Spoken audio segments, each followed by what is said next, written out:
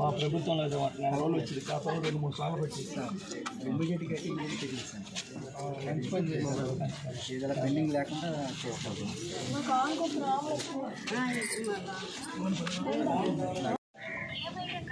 పార్వతి గారికి నమస్కారం.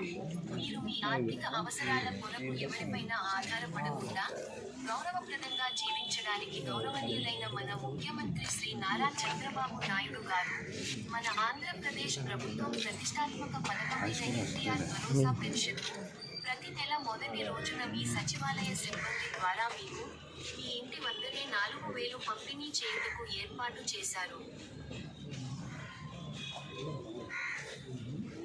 మొత్తం రావాలి చూడు మొత్తం